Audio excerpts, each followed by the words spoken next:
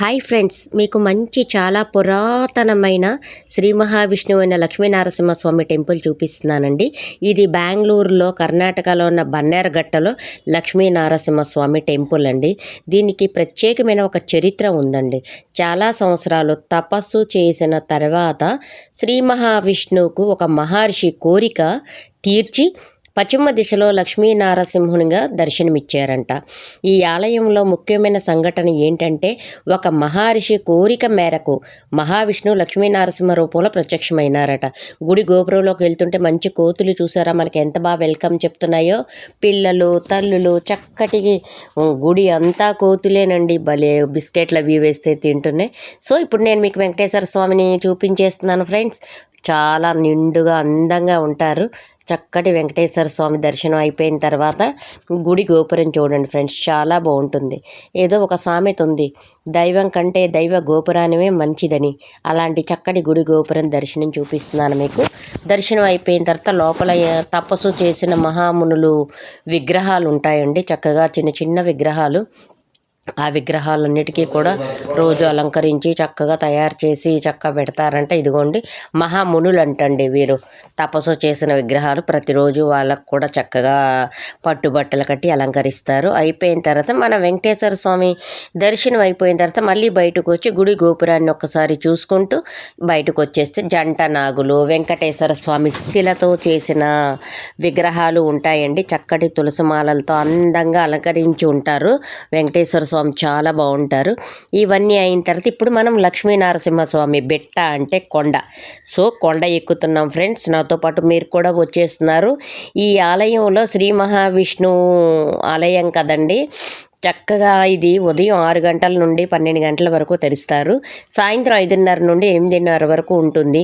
ఒక ఋషి కోరిక మేరకు శ్రీ మహావిష్ణు లక్ష్మీనరసింహుగా పశ్చిమ దిశలో దర్శనమివ్వడం అనేది చాలా అరుదండి. చాలా చాలా అరుదు. కొండ ఎక్కుతుంటే ఆ వాతావరణం, ఆహ్లాదకరమైన చక్కగా చాలా అంటే చాలా బాగుంటుందండి.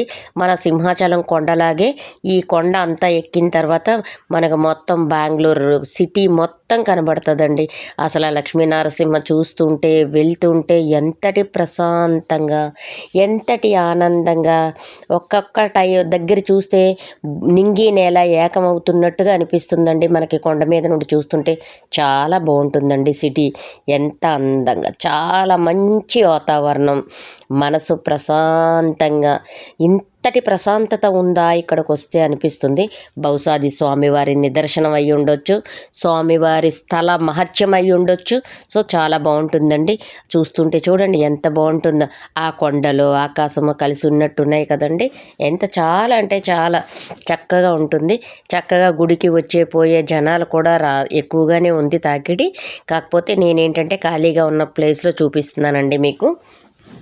వెంకటేశ్వర స్వామి గుడి నుండి ఈ స్వామి గుడికి నడవాలి అంటే మెట్లు ఎక్కాలి.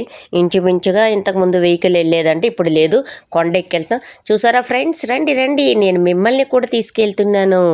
మీకు ఈ బెంగళూరులో ఈ టెంపుల్ చూపిస్తాను, చూడండి. రండి ఫ్రెండ్స్, నాతో పాటు మీరు కూడా రండి.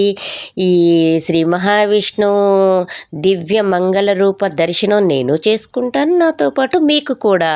చూడండి సిటీ ఎంత బాగుందో. చక్కగా నేను మీకోసం లోపలికి తీసుకెళ్తున్నాను. స్వామివారి దివ్య మంగళ రూప దర్శనం చేస్తాను. ఎంత బాగున్నారంటే స్వామి చాలా అంటే చాలా బాగుంటారండి. చక్కగా నిండైన రూపం. ఈ స్థలానికి మహా పురాతనమైన గుడి ఏమో చాలా అంటే చాలా ప్రశాంతంగా ఉంటుందండి. అసలు అక్కడికి వెళ్ళిన వాళ్ళు తిరిగి రాకుండా అక్కడే ఉండిపోవడానికి ఉంటారు. కానీ స్టే చేయడానికి అంటూ ఏమీ లేదండి. మళ్ళీ తిరిగి మనం వచ్చేవలసిందే. ఇక్కడ అంతకు మించి ప్రత్యేకమైన ఏమీ లేవు. కాబట్టి చక్కగా గుడి దర్శనానికి మనం లోపలికి తీసుకెళ్తున్నాను నేను మిమ్మల్ని. ఈ మెట్లన్నీ కూడా చక్కగా ఎక్కి కొండ మొత్తం ఏకదం మనం ఫుల్ మన సింహాచలం కొండలా ఉంటుందండి. కొండ అంతా ఎక్కిన తర్వాత చక్కగా గుడిలోకి వచ్చాం. ఇక్కడ గజస్తంభాలు చక్కగా సిమెంటుతో చేసిన స్థూలాల్లా ఉంటాయండి. వీటికి చక్కగా రోజు పొద్దున్నే కడిగి ముగ్గులు పెట్టి పసుపు కుంకాలు వేసి పూలదండలతో అలంకరణలు చేస్తారు.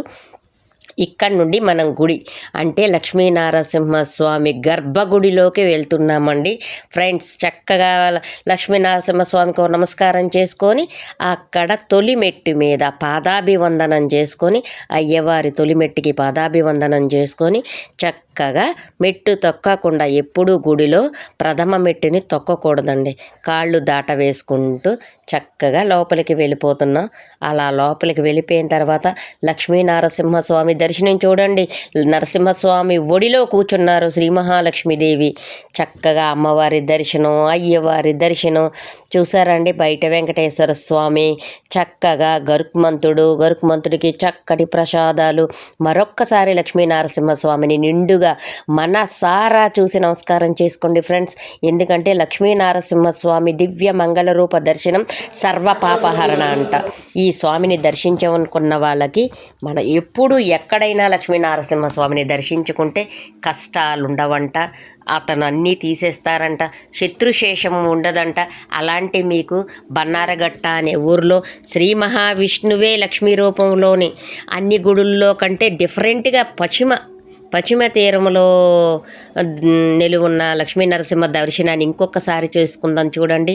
చక్కగా పంతులు గారు కూడా పాపం ఏమీ అనలేదు. ఆ దివ్యమంగళ రూపాన్ని దర్శనం చేసుకున్నాక మనం సిటీ మళ్ళీ చూపిస్తున్నాను ఫ్రెండ్స్. ఎంత ఆహ్లాదకరంగా ఉందో, ఎంత ఆనందంగా ఉందో అసలు చూస్తే అనిపిస్తుంది ఇంతటి స్థల పురాణం ఉందా అంటుంది ఫైనల్గా గుడి గోపురం ఫ్రెండ్స్. బాయ్. ఒక లైక్ చేయండి.